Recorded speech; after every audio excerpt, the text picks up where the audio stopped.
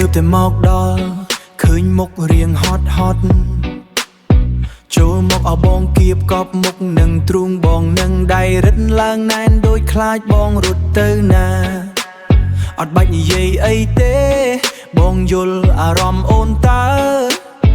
ឲ្យតែបាននៅក្បែរសំលេងដងហើមអូនធូរស្រាលជាងមុនទីនេះមានតែយើងទេចង់ធ្វើអីក៏បានស្មានតែចង់គេងយកកម្លាំងសោះព្រោះឃើញបិទភ្នែកចិត្តឈឹងតែដៃនេះចាប់ផ្ដើមពឹងខោធម្មតាថាបងតិចមិនណា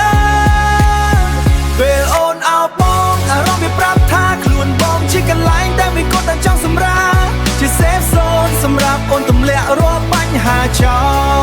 លប៉ុន្តែមើលទៅដូចមិនមែនត្រឹមតែចង់កេងទេសឹកតែជាបងគៀកសឹកតែជាប់សាច់សរុបមកអូនចង់សម្រាប់ឬមួយក៏ចង់លេងយប់នឹងចូលឡើងម្រាមដៃអូនលេងនៅស្ងៀមហើយអូខេបើចង់លេងបងក៏ត្រៀមខ្លួនកំដរដំបងសុំត្រឹមអប់ឥឡូវចង់បានច្រើនជាងនឹងទៀតមែនតែប្រយ័ត្នណាគុំត្អូញហត់ឲ្យសោះ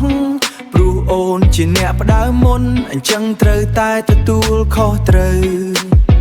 បងតាមចិត្តអូន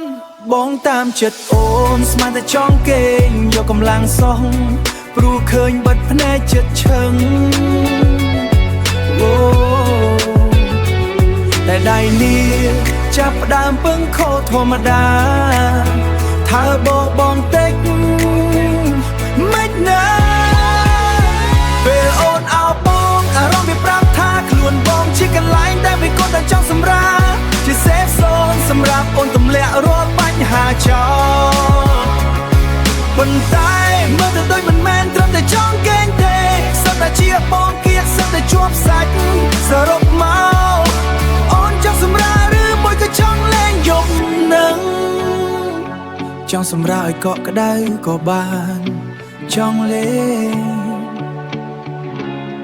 រើមួយណា